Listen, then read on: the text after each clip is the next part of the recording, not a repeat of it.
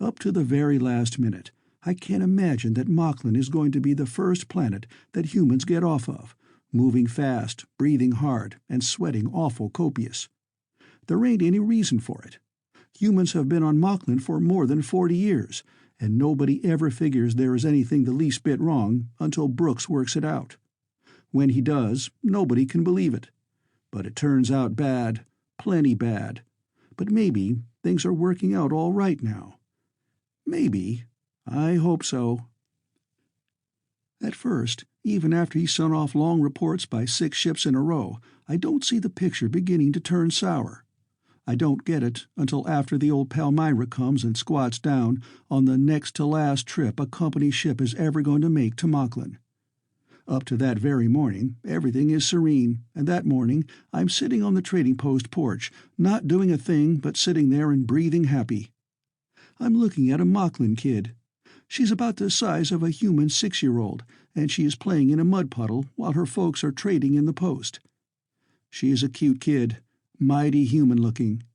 She has long whiskers like Old Man Bland, who was the first human to open a trading post and learn to talk to Moklins. Moklins think a lot of Old Man Bland. They build him a big tomb, Moklin style, when he dies, and there is more Moklin kids born with long whiskers than you can shake a stick at. And everything looks okay. Everything. Sitting there on the porch, I hear a Moklin talking inside the trade room, talking English just as good as anybody. He says to Deeth, our Moklin trade clerk, "But Deeth, I can buy this cheaper over at the other trading post. Why should I pay more here?" Deeth says, in English too, "I can't help that. That's the price here. You pay it or you don't. That's all." I just sit there breathing complacent, thinking how good things are. Here I'm Joe Brinkley, and me and Brooks are the company on Moklin. Only humans rate as company employees and get pensions, of course. And I'm thinking sentimental about how much humaner Moklins are getting every day and how swell everything is. The 6-year-old kid gets up out of the mud puddle and wrings out her whiskers. They are exactly like the ones on the picture of Old Man Bland in the trade room, and she goes trotting off down the road after her folks. She is mighty human-looking, that one. The wild ones don't look near so human. Those that live in the forest are greenish and have saucer eyes, and their noses can wiggle like an earth rabbit. You wouldn't think they were the same breed as the trading post Moklins at all, but they are. They crossbreed with each other, only the kids look humaner than their parents, and are mighty near the same skin color as Earthmen, which is plenty natural when you think about it, but nobody does. Not up to then. I don't think about that then, or anything else. Not even about the reports Brooks keeps sweating over and sending off with every company ship. I'm just sitting there contented when I notice that Sally, the tree that shades the trading post porch, starts pulling up her roots. She gets them coiled careful and starts marching off. I see the other trees are moving off too, clearing the landing field. They're waddling away to leave a free space, and they're pushing and shoving, trying to crowd each other, and the little ones sneak under the big ones, and they all act peevish. Somehow, they know a ship is coming in. That's what their walking off means anyhow. But there ain't a ship due for a month yet. They're clearing the landing field, though, so I start listening for a ship's drive, even if I don't believe it. At first, I don't hear a thing. It must be 10 minutes before I hear a thin whistle, and right after it, the heavy drone that's the ground repulsor units pushing against the bedrock underground. Lucky they don't push on wet stuff, or a ship would sure mess up the local countryside. I get off my chair and go out to look. Sure enough, the old Palmyra comes bulging down out of the sky, a month ahead of schedule, and the trees over at the edge of the field shove each other all round to make room. The ship drops, hangs anxious 10 feet up, and then kind of sighs and lets down. Then there's Moklins running out of everywhere, waving cordial. They sure do like humans, these Moklins. Humans are their idea of what people should be like. Moklins will wrestle the freight over to the trading post, while others are climbing over everything that's waiting to go off, all set to pass it up to the ship and hoping to spot friends they've made in the crew. If they can get a human to go home with them and visit while the ship is down, they'll brag about it for weeks. And do they treat their guests swell. They've got fancy Moklin clothes for them to wear, soft, silky guest garments, and they got Moklin fruits and Moklin drinks. You ought to taste them. And when the humans have to go back to the ship at takeoff time, the Moklins bring them back with flower wreaths all over them. Humans is tops on Moklin, and Moklins are getting humaner every day. There's Deeth, our clerk. You couldn't hardly tell him from human anyways. He looks like a human named Casey that used to be at the trading post, and he's got a flock of brothers and sisters as human-looking as he is. You'd swear. But this is the last time but one that her Earth ship is going to land on Moklin, though nobody knows it yet. Her passenger port opens up and Captain Haney gets out. The Moklins yell cheerful when they see him. He waves a hand and helps a human girl out. She has red hair and a sort of businesslike air about her. The Moklins wave and holler and grin. The girl looks at them funny, and Cap Haney explains something, but she sets her lips. Then the Moklins run out a freight truck, and Haney and the girl get on it, and they come racing over to the post. The Moklins pushing and pulling them and making a big fuss of laughing and hollering, all so friendly it would make anybody feel good inside. Moklins like humans. They admire them tremendous. They do everything they can think of to be human, and they're smart, but sometimes I get cold shivers when I think how close a thing it turns out to be. Cap Haney steps off the freight truck and helps the girl down. Her eyes are blazing. She is the maddest-looking female I ever see, but pretty as they make them, with that red hair and those blue eyes staring at me hostile. "Hiya, Joe," says Cap Haney. "Where's Brooks?" I tell him. Brooks is poking around in the mountains up back of the post. He is jumpy and worried and peevish, and he acts like he's trying to find something that ain't there, but he's bound he's going to find it regardless. "Too bad he's not here," says Haney. He turns to the girl. "This is Joe Brinkley," he says. "He's Brooks' assistant. And Joe, this is Inspector Caldwell, Miss Caldwell." "Inspector will do," says the girl, curt. She looks at me accusing. "I'm here to check into this matter of a competitive trading post on Moklin." "Oh," I says, "that's bad business, but it ain't cut into our trade much. In fact, I don't think it's cut our trade at all." "Get my baggage ashore, Captain," says Inspector Caldwell, imperious. "Then you can go about your business. I'll stay here until you stop on your return trip." I call, "Hey, Deeth!" but he's right behind me. He looks respectful and admiring at the girl. You'd swear he's human. He spit an image of Casey, who used to be on Moklin until 6 years back. "Yes, sir," says Deeth. He says to the girl, "Yes, ma'am. I'll show you your quarters, ma'am, and your baggage will get there right away. This way, ma'am." He leads her off, but he don't have to send for her baggage. A pack of Moklins come along dragging it, hoping of having her say thank you to them for it. There hasn't ever been a human woman on Moklin before, and they're all excited. I bet if there had been women around before, there'd have been hell loose before, too. But now the Moklins just hang around admiring. There are kids with whiskers like Old Man Bland, and other kids with mustaches, male and female both, and all that sort of stuff.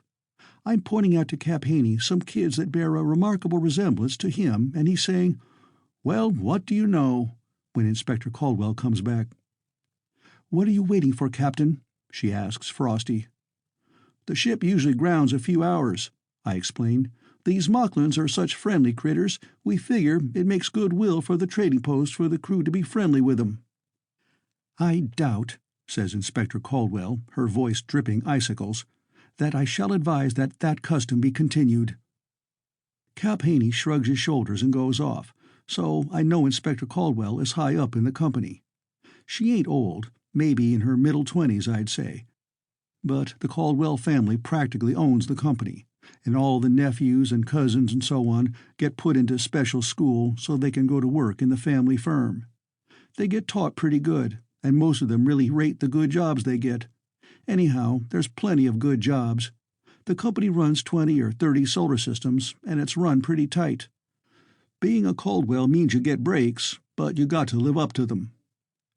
Cap Haney almost has to fight his way through the Moklins, who want to give him flowers and fruits and such. Moklins are sure crazy about humans. He gets to the entry port and goes in, and the door closes and the Moklins pull back. Then the Palmyra booms. The ground repulsor unit is on. She heaves up like she is grunting, and goes bulging up into the air, and the humming gets deeper and deeper, and fainter, and suddenly there's a keen whistling, and she's gone.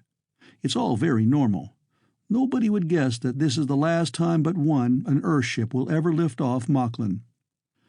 Inspector Caldwell taps her foot, icy. "When will you send for Mr. Brooks?" she demands.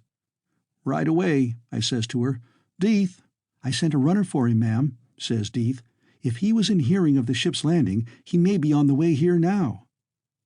He bows and goes in the trade room. There are Moklins that came to see the ship land, and now have tramped over to do some trading. Inspector Caldwell jumps. What's that?" she asks, tense. The trees that crowded off the field to make room for the Palmyra are waddling back. I realize for the first time that it might look funny to somebody just landed on Moklin. They are regular-looking trees, in a way. They got bark and branches and so on. Only they can put their roots down into holes they make in the ground, and that's the way they stay, mostly. But they can move. Wild ones, when there's a water shortage or they get too crowded or mad with each other, they pull up their roots and go waddling around looking for a better place to take root in. The trees on our landing field have learned that every so often a ship is going to land, and they've got to make room for it. But now the ship is gone, and they're lurching back to their places. The younger ones are waddling faster than the big ones, though, and taking the best places, and the old grunting trees are waving their branches indignant and puffing after them mad as hell. I explain what is happening. Inspector Caldwell just stares. Then Sally comes lumbering up. I got a friendly feeling for Sally. She's pretty old. Her trunk is all of 3 feet thick, but she always puts out a branch to shade my window in the morning, and I never let any other tree take her place. She comes groaning up and uncoils her roots, and sticks them down one by one into the holes she'd left, and sort of scrunches into place and looks peaceful. "Aren't they dangerous?" asks Inspector Caldwell, pretty uneasy. "Not a bit," I says. "Things can change on Moklin. They don't have to fight. Things fight in other places because they can't change, and they get crowded, and that's the only way they can meet competition. But there's a special kind of evolution on Moklin. Cooperative, you might call it. It's a nice place to live. Only thing is everything matures so fast. 4 years, and a Moklin is grown up, for instance." She sniffs. "What about that other trading post?" she says, sharp. "Who's back of it? The company is supposed to have exclusive trading rights here. Who's trespassing?" "Brooks is trying to find out," I says. "They got a good complete line of trade goods, but the Moklins always say the humans running the place have gone off somewhere, hunting and such. We ain't seen any of them." "No," says the girl, short. "I'll see them. We can't have competition in our exclusive territory. The rest of Mr. Brooks' reports—" She stops. Then she says, "That clerk of yours reminds me of someone I know." "He's a Moklin," I explain, "but he looks like a company man named Casey. Casey's area director over on Cadam 2 now, but he used to be here, and Deeth is the spittin' image of him."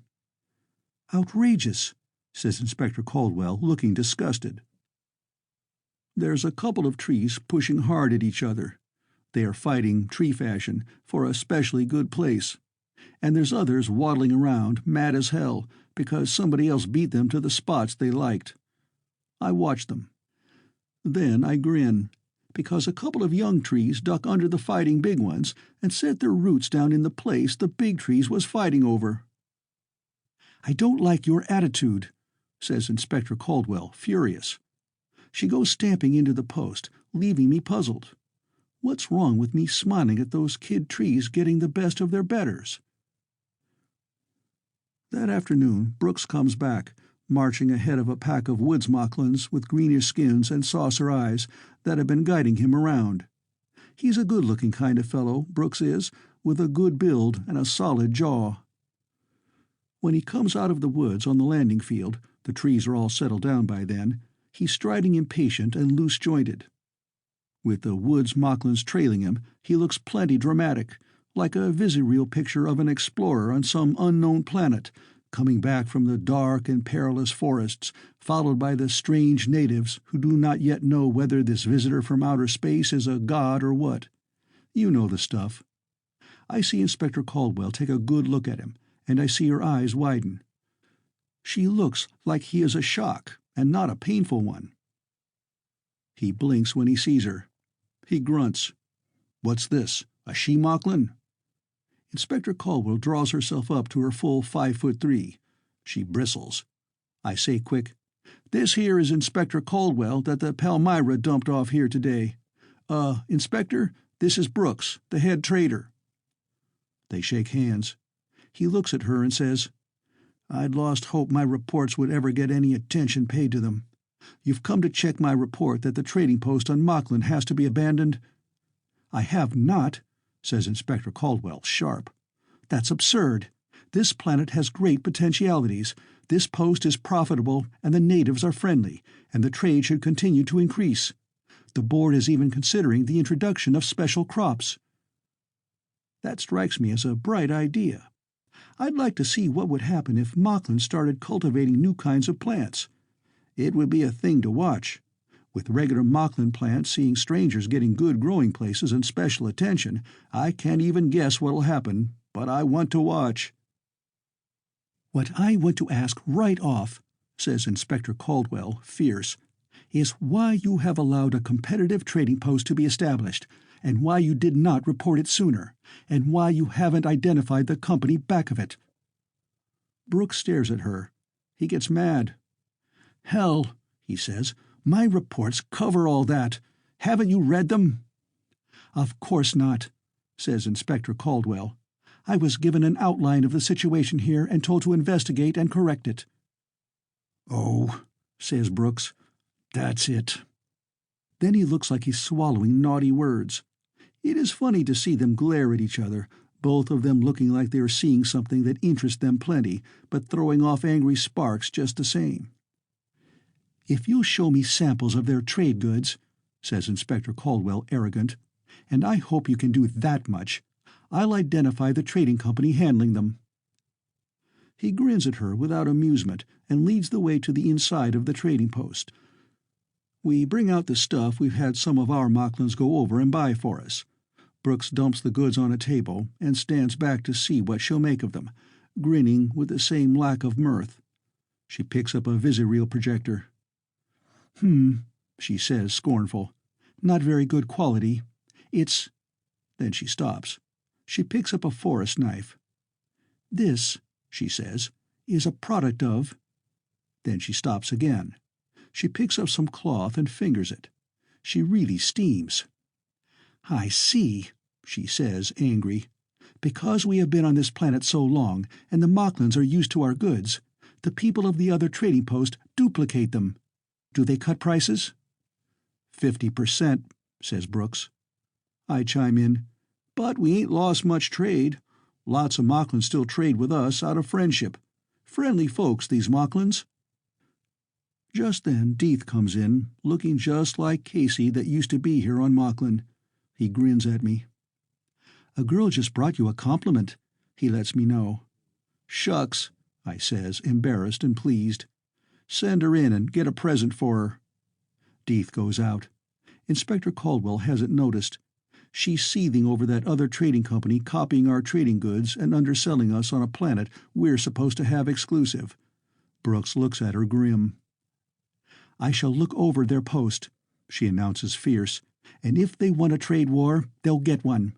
We can cut prices if we need to. We have all the resources of the company behind us.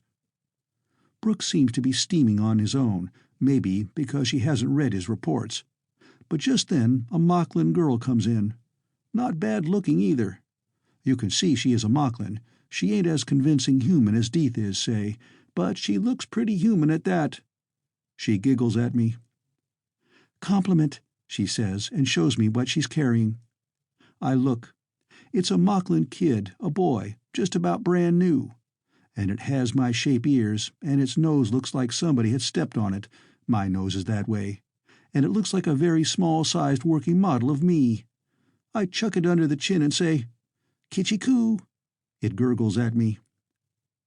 What's your name? I ask the girl. She tells me.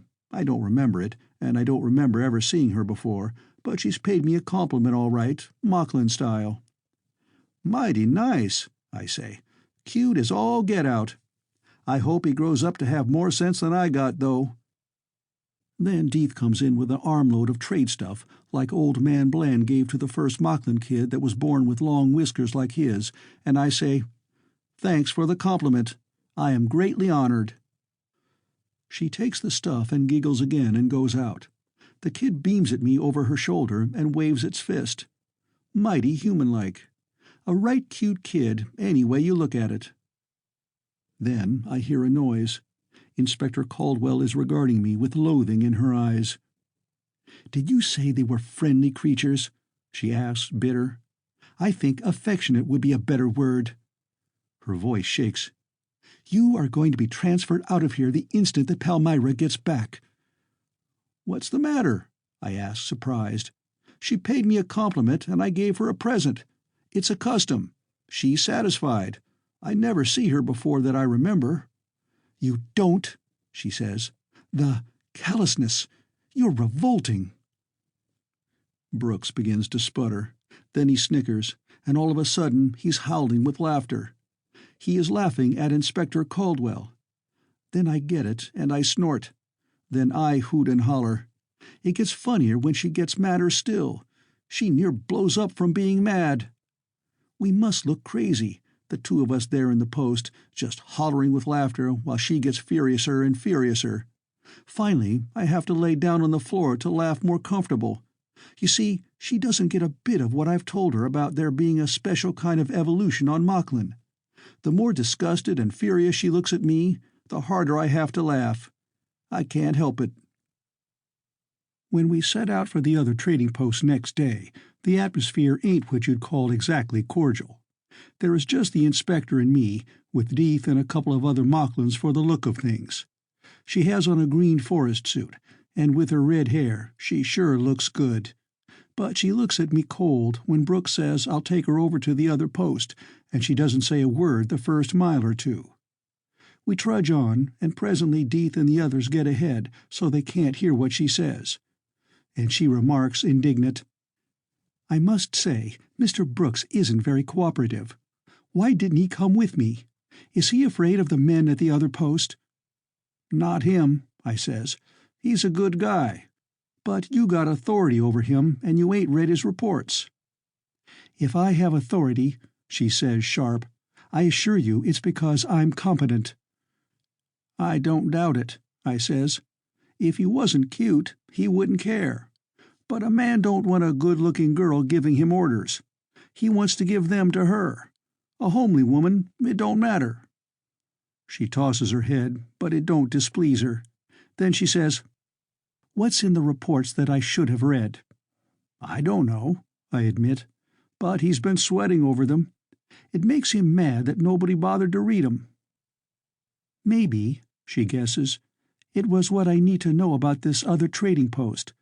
What do you know about it, Mr. Brinkley?" I tell her what Deeth has told Brooks. Brooks found out about it because one day some Moklins came in to trade and asked friendly why we charged so much for this and that.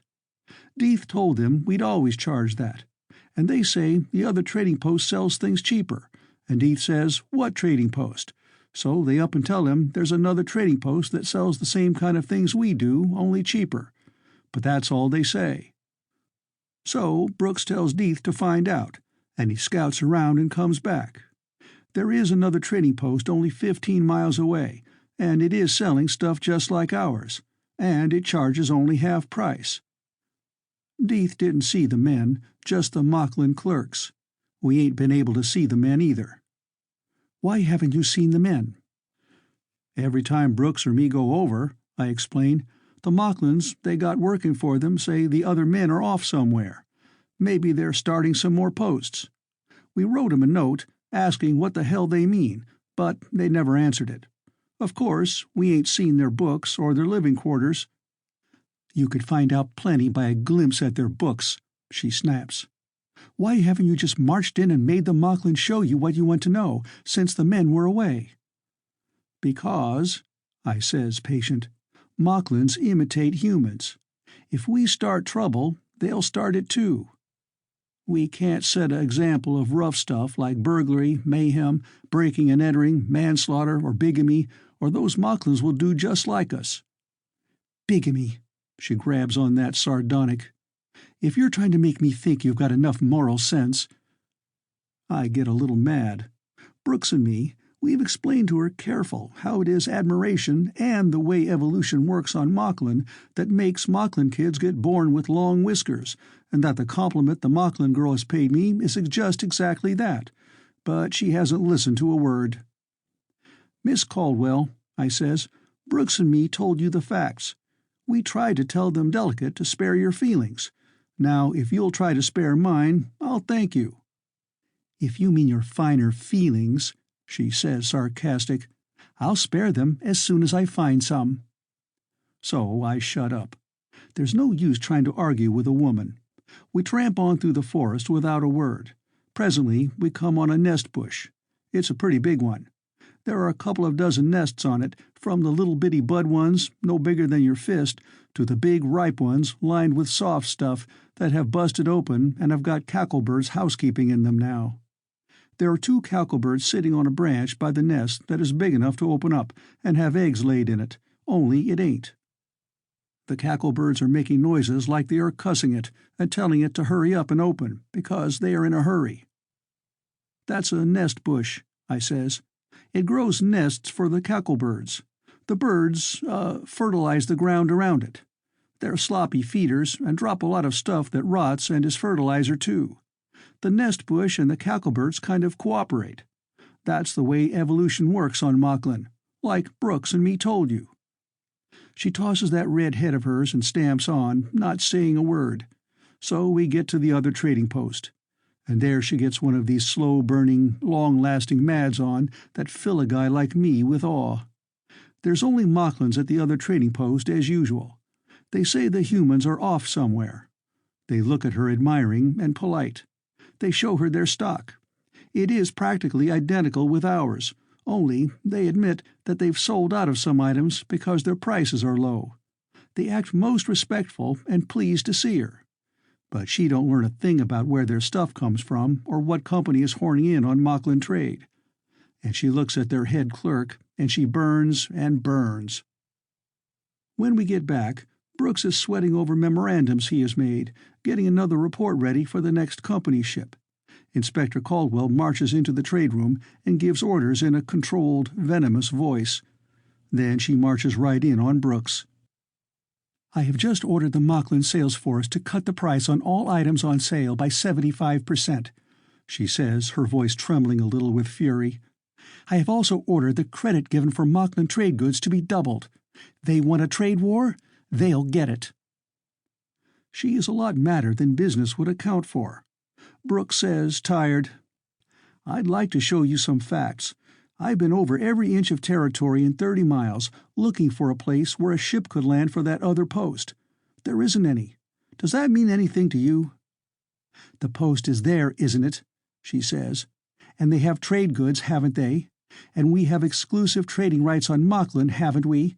That's enough for me. Our job is to drive them out of business." But she's a lot madder than business would account for.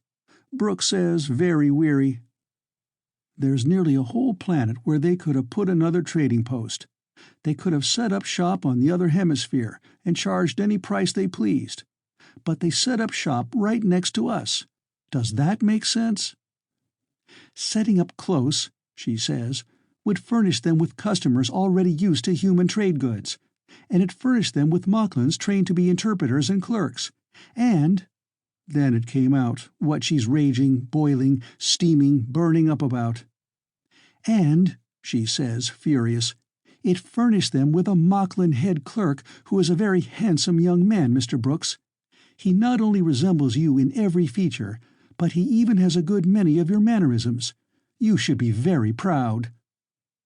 With this she slams out of the room. Brooks blinks. "She won't believe anything," he says, sour, "except only that man is vile. Is that true about a Moklin that looks like me?" I nod. Funny his folks never showed him to me for a compliment present. Then he stares at me hard. How good is the likeness?"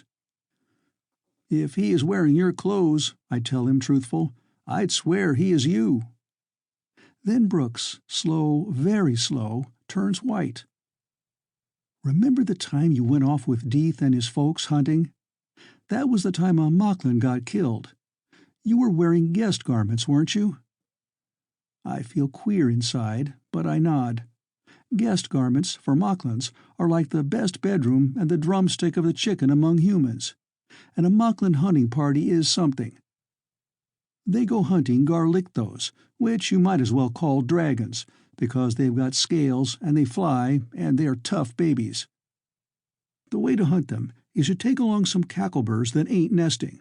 They are no good for anything while they're honeymooning, and the cacklebirds go flapping around until the garlictos comes after them, and then they go jet-streaking to where the hunters are, cackling a blue streak to say, "Here I come, boys! Hold everything till I get past!"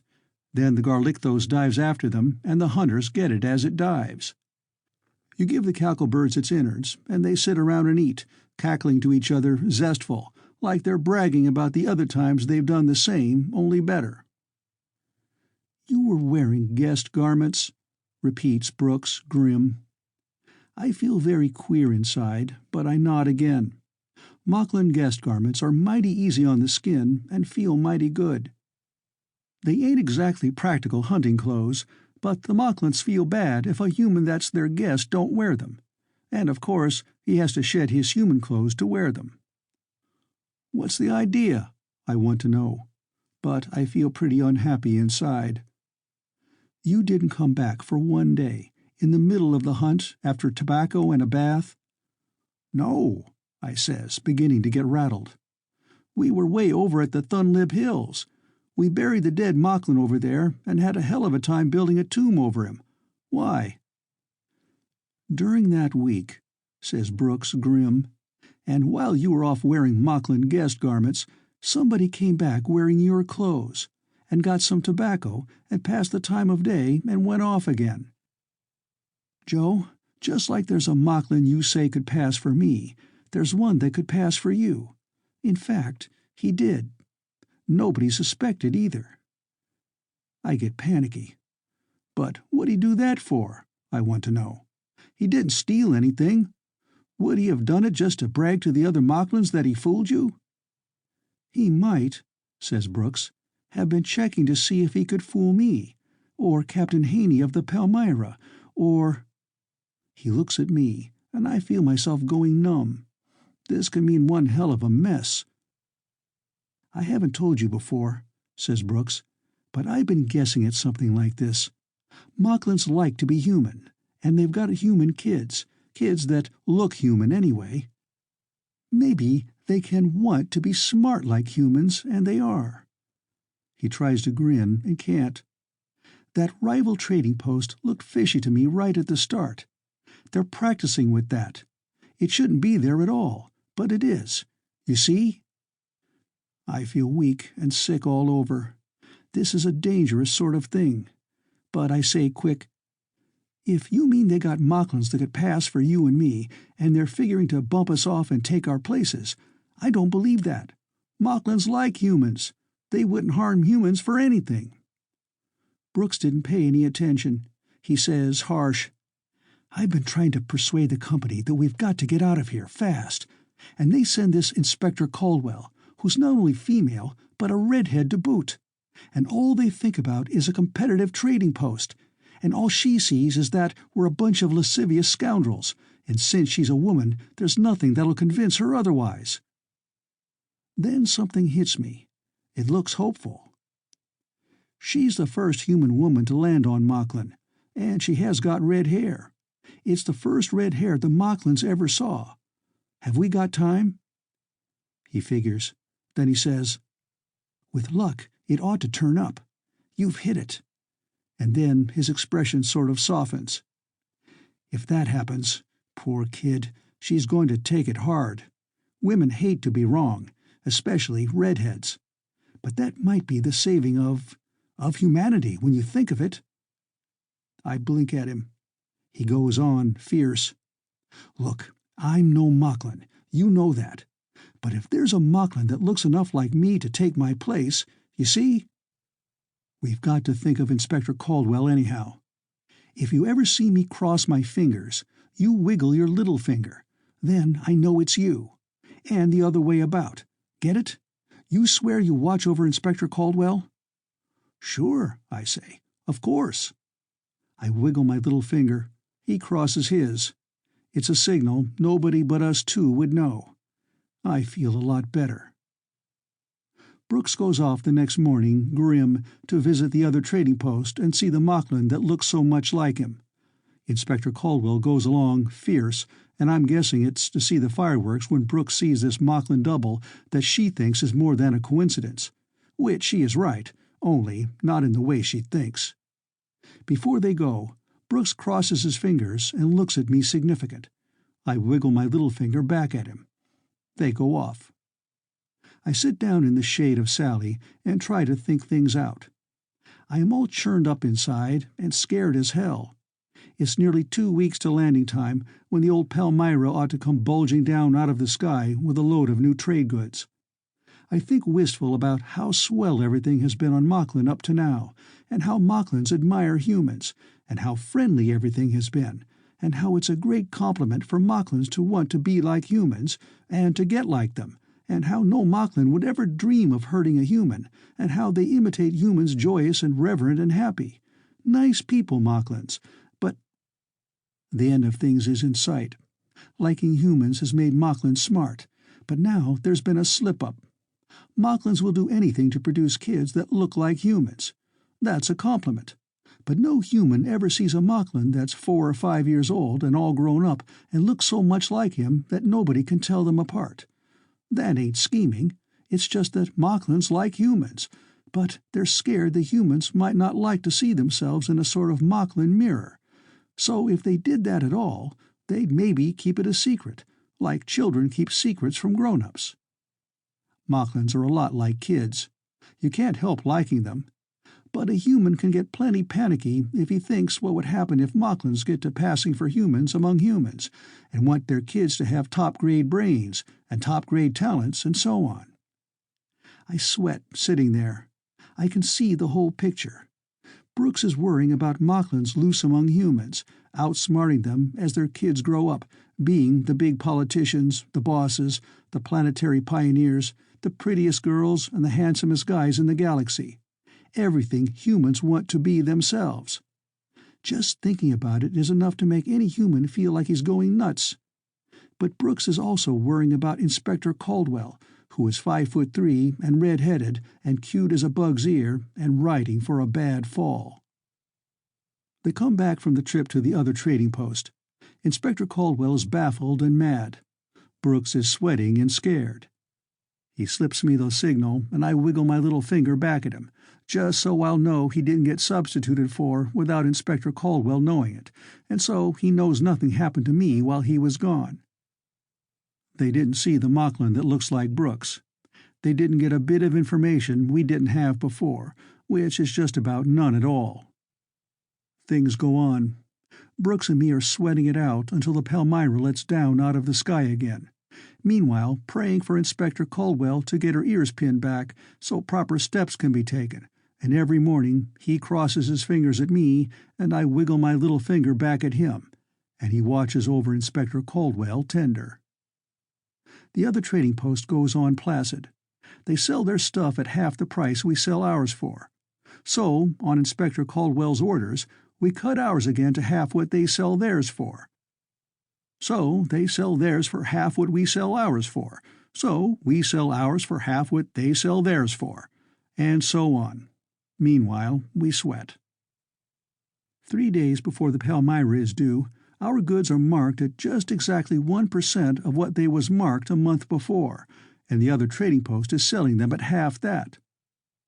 It looks like we are going to have to pay a bonus to Moklins to take our goods away for us to compete with the other trading post. Otherwise, everything looks normal on the surface. Moklins hang around as usual, friendly and admiring. They'll hang around a couple days just to get a look at Inspector Caldwell, and they regard her respectful. Brooks looks grim. He is head over heels crazy about her now, and she knows it, and she rides him hard. She snaps at him, and he answers her patient and gentle, because he knows that when what he hopes is going to happen, she is going to need him to comfort her. She has about wiped out our stock, throwing bargain sales. Our shelves are almost bare, but the other trading post still has plenty of stock. "Mr. Brooks," says Inspector Caldwell, bitter, at breakfast, "we'll have to take most of the Palmyra's cargo to fill up our inventory." "Maybe," he says, tender, "and maybe not." "But we've got to drive that other post out of business," she says, desperate. Then she breaks down. This is my first independent assignment. I've got to handle it successfully." He hesitates, but just then Deeth comes in. He beams friendly at Inspector Caldwell. "A compliment for you, ma'am. 3 of them." She goggles at him. Brooks says gentle, "It's all right. Deeth, show them in and get some presents." Inspector Caldwell splutters incredulous. But, don't be angry," says Brooks. "They mean it as a compliment. It is, actually, you know." 3 Moklin girls come in giggling. They are not bad-looking at all. They look as human as Deeth, but one of them has a long, droopy mustache, like a mate of the Palmyra. That's because they hadn't ever seen a human woman before Inspector Caldwell came along. They sure have admired her, though. And Moklin kids get born fast. Very fast. They show her what they're holding up so proud and happy in their arms. They have got 3 little Moklin kids, 1 apiece, and every one of them has red hair, just like Inspector Caldwell, and every one of them is a girl that is the spit and image of her. You would swear they are human babies, and you'd swear they are hers. But of course they ain't. They make kid noises and wave their little fists. Inspector Caldwell's just plain paralyzed. She stares at them and goes red as fire and white as chalk, and she is speechless. So Brooks has to do the honors. He admires the kids extravagant, and the Moklin girls giggle, and they take the compliment presents Deeth brings in, and they go out happy. When the door closes, Inspector Caldwell wilts. "Oh," she wails, "it's true. You didn't. You haven't. They can make their babies look like anybody they want." Brooks puts his arm around her, and she begins to cry against his shoulder. He pats her and says, "They've got a queer sort of evolution on Moklin, darling. Babies here inherit desired characteristics, not acquired characteristics, but desired ones. And what could be more desirable than you?" I am blinking at them. He says to me, cold, "Will you kindly get the hell out of here and stay out?"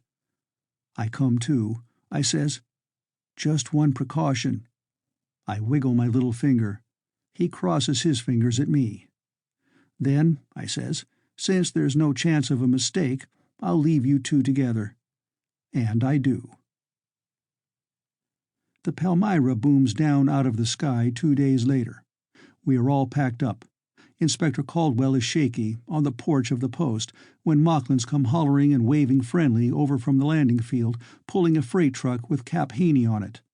I see other festive groups around members of the crew that, this being a scheduled stop, have been given ship leave for a couple of hours to visit their Moklin friends. "I've got the usual cargo," begins Cap Haney. "Don't discharge it," says Inspector Caldwell, firm. "We are abandoning this post. I have authority, and Mr. Brooks has convinced me of the necessity for it. Please get our baggage to the ship." He gapes at her. "The company don't like to give in to competition." "There isn't any competition," says Inspector Caldwell. She gulps. "Darling, you tell him," she says to Brooks. He says, lucid, "She's right, Captain. The other trading post is purely a Moklin enterprise. They like to do everything that humans do. Since humans were running a trading post, they opened one too. They bought goods from us and pretended to sell them at half price, and we cut our prices, and they bought more goods from us and pretended to sell at half the new prices. Some Moklin or other must have thought it would be nice to be a smart businessman, so his kids would be smart businessmen. Too smart. We close up this post before Moklins think of other things." He means, of course, that if Moklins get loose from their home planet and pass as humans, their kids can maybe take over human civilization. Human nature couldn't take that, but it is something to be passed on to the high brass and not told around general. "Better sound the emergency recall signal," says Inspector Caldwell brisk. We go over to the ship, and the Palmyra lets go that wailing siren that'll carry 20 miles. Any crew member in hearing is going to beat it back to the ship full speed. They come running from every which way, where they've been visiting their Moklin friends. And then, all of a sudden, here comes a fellow wearing Moklin guest garments, yelling, "Hey, wait! I ain't got my clothes!" And then there is what you might call a dead silence, because lined up for Chekhov is another guy that comes running at the recall signal, and he is wearing ship's clothes, and you can see that him and the guy in the Moklin guest garments are just exactly alike. Twins. Identical. The spit and image of each other. And it is for sure that one of them is a Moklin. But which? Cap Haney's eyes start to pop out of his head. But then the guy in Palmyra uniform grins and says, "Okay, I'm a Moklin. But us Moklins like humans so much, I thought it would be nice to make a trip to Earth and see more humans. My parents planned it 5 years ago, made me look like this wonderful human, and hid me for this moment. But we would not want to make any difficulties for humans, so I have confessed, and I will leave the ship." He takes it as a joke on him. He talks English as good as anybody.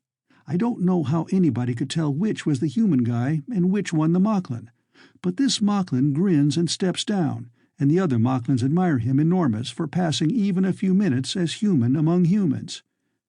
We get away from there so fast, he is allowed to keep the human uniform.